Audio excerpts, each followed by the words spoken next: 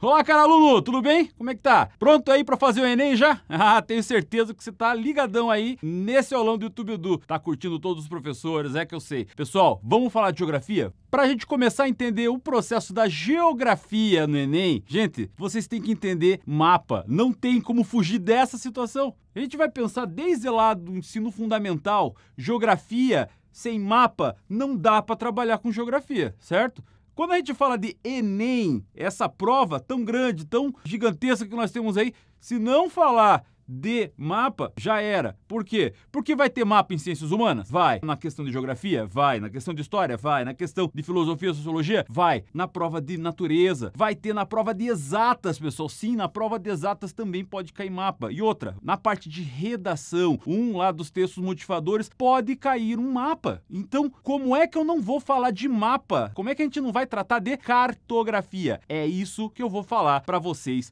hoje. Gente, o que é cartografia? Cartografia é uma ciência que representa o espaço geográfico por meio de produtos cartográficos. Mapa, maquete, carta, croquis. Essas formas de produtos cartográficos, elas estão aí para representar o espaço. Vamos levar em consideração. Se ele tem ali uma informação, vai ter um mapa, ele está ali para te ajudar, ele está ali para te dar condições para responder essa questão. Tem que ficar ligado no que é que o mapa está querendo te mostrar. Afinal, o que é que vai ter no mapa? Quais são esses elementos que o mapa vai mostrar para você? Vai ter sempre o título, que é aquilo que o mapa se propõe a ter.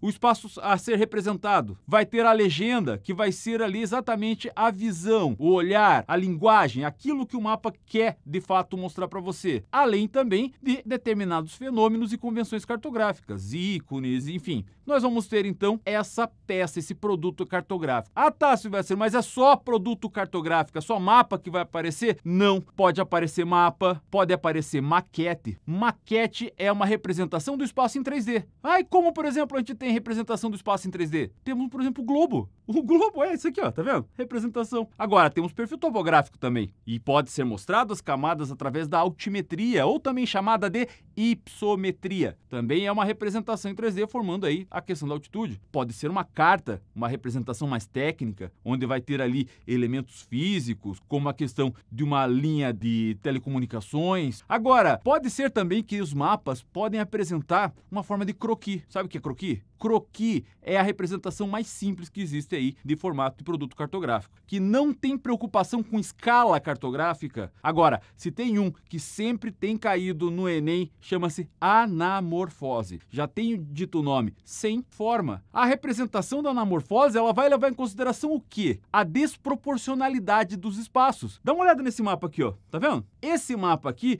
tá mostrando para você o quê? Ah, aqui provavelmente representa aí a América do Sul, América do Norte, Europa. Ah, mas não é exatamente como é que a gente tá vendo. Só que ele tem um fundamento, ele tem um porquê tá desse jeito. Se ele tá desproporcional, é porque a desproporcionalidade quer fazer a representação do fenômeno. Tá se ligando? Ah, mas o que, por exemplo? Ah, país que mais importa soja no mundo, China. Então, a China vai estar representada de uma maneira maior. Representação do produto interno bruto mundial. Você vai ver lá Estados Unidos enorme, você vai ver a China enorme. Ele não pode não ser necessariamente daquele tamanho, mas essa desproporcionalidade vai dizer exatamente isso. Vamos entender essa situação desses produtos cartográficos. Agora, mais importante do que entender aí esses produtos de mapa, maquete, carta, croquis, anamorfose, precisamos entender projeção cartográfica. Vamos levar em consideração que a projeção cartográfica, pessoal, é uma representação do espaço.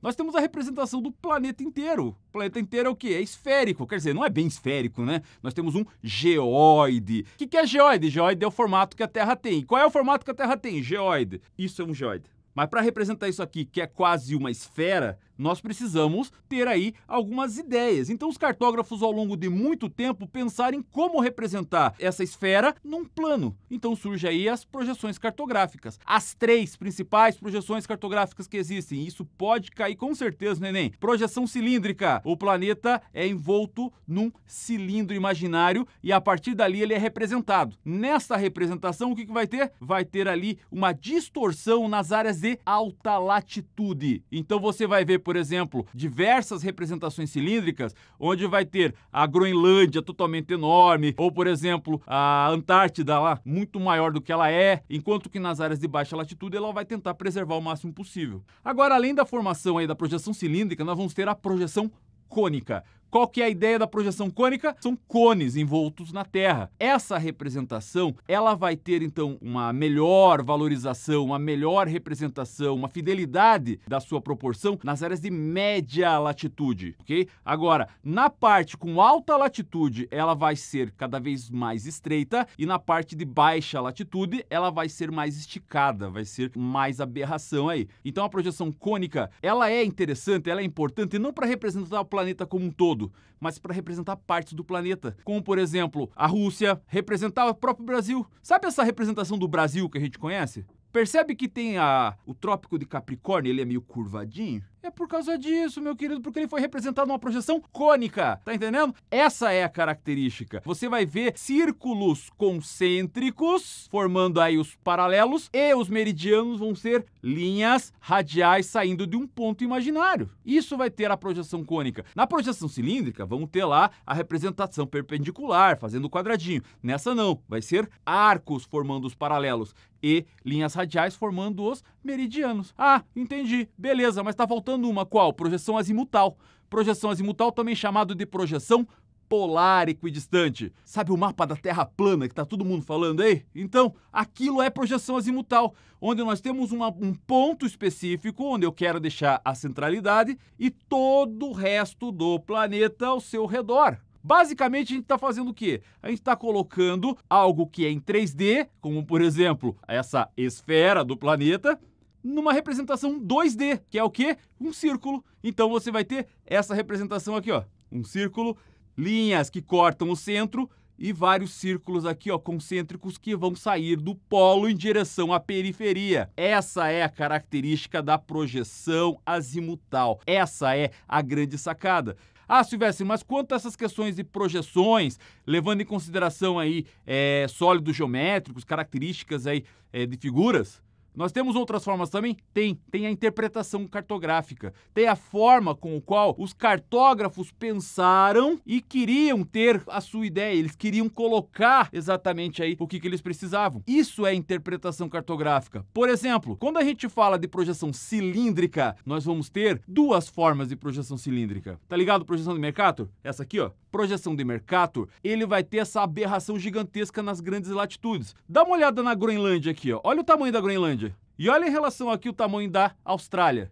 A Groenlândia parece muito maior que a Austrália nesse caso aqui, não parece? Pois é, mas qual que é a ideia? É que esse tipo de interpretação cartográfica, numa projeção cilíndrica, vai ser uma projeção conforme. O que é uma projeção conforme? Uma projeção que valoriza a forma dos continentes. Só que para gerar uma forma, eu não tenho como ter proporção dos continentes. Então eu preciso fazer o quê? Eu preciso esticar, aumentar, que vai gerar essa desproporção entre os continentes. Normalmente, esse tipo de projeção conforme é utilizado para quê? Justamente para dar essa ideia de superposição dos países do norte em relação aos países do sul. Só que em compensação, existe uma outra forma de projeção, que é a projeção equivalente. Como, por exemplo, nessas representações de projeção cilíndrica, nós vamos ter um mapa de Peters. O mapa de Peters, ele surge na mesma pegada, só que para entender que não necessariamente o norte tem que ser superior. O sul pode ser também a representação. E não porque a do norte vai ser uma maior proporcionalidade de terras. Nesse mapa de Peters, a gente pode perceber que a América do Sul, por exemplo, que no mapa de Mercator parecia muito menor do que a América do Norte, vai ser ligeiramente maior. Perceba, ela vai se preocupar com a proporcionalidade das terras, dos continentes, mas a forma não vai ficar da mesma maneira. Essa forma vai ficar um pouco mais complicada. Nesse sentido, então, nós temos uma terceira forma de projeção, que é também a projeção que se utiliza na projeção azimutal, que é a projeção equidistante.